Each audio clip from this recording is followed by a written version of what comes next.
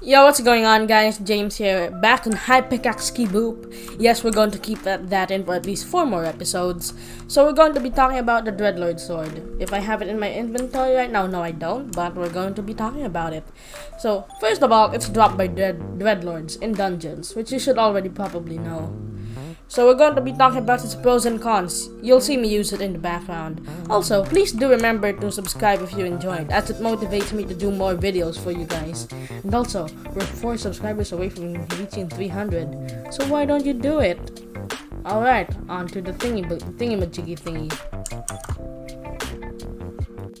Alright, now on to the Dreadlord Sword Pros.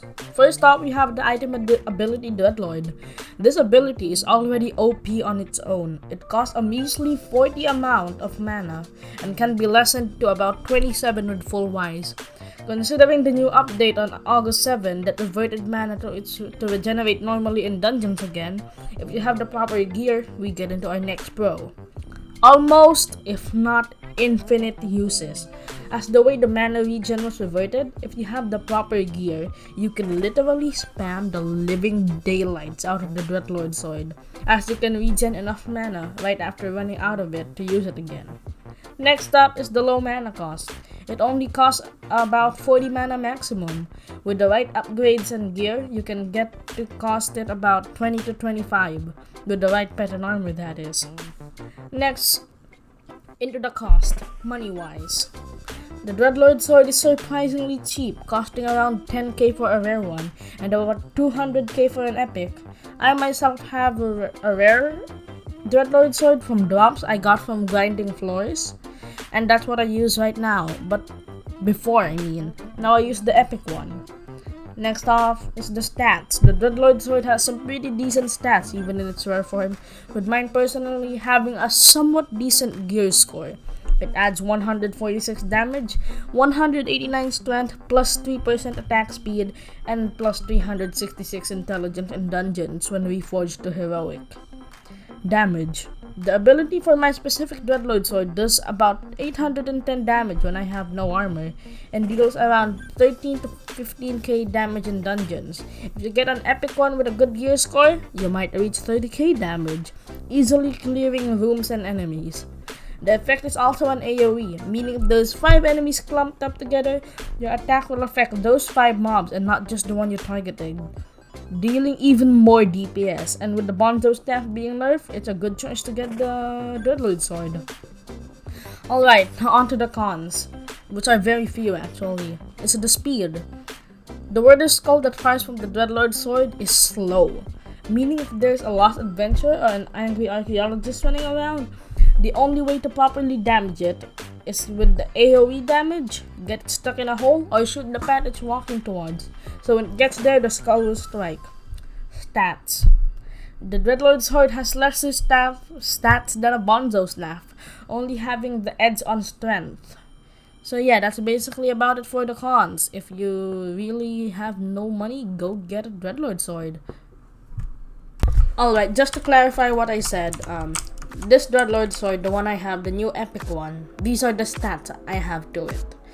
So this is the stats on the hub island, and this is the one I had before, if you can see it, because the night vision thing. Okay, so it's clearly more stronger than the Dreadlord sword I have. I haven't checked the differences from the Bonzo staff image, but if it does more damage, then I guess go for the thingy-majiggy here that I have. And yeah, that's basically it. And also, as you saw there, it does 24 mana with my sheep pet. It's not fully leveled yet, it's halfway there, plus full wise. So I do 24, it takes 24 mana, and as you can see there, the AoE damage. So yeah, all in all, So all in all, this is a pretty good sword. I mean, technically, you don't want to use it for melee. You want to be able to use it for smacking it with the Wither Skull. So yeah, on to the outro. So yeah, that addition earlier was made by post editor me, which is basically what I said after I made the script to clarify some things up. So anyways, yeah, we're at the outro now. Sorry if I went too fast for the facts and stuff about the Dreadlord sword. Feel free to just put the video to 0.75 speed or something. Alright, so yeah, you just might want to hear my opinion on this now that you know lots about the Dreadlord Sword. So here it is. If you are a beginner dungeon runner or completely broke like me, get a rare Dreadlord Sword. And once you get to floor 2 or 3, upgrade to the epic one, which isn't that much. It's like 200k. So yeah, once you upgrade it, you deal more damage since those floors are more harder.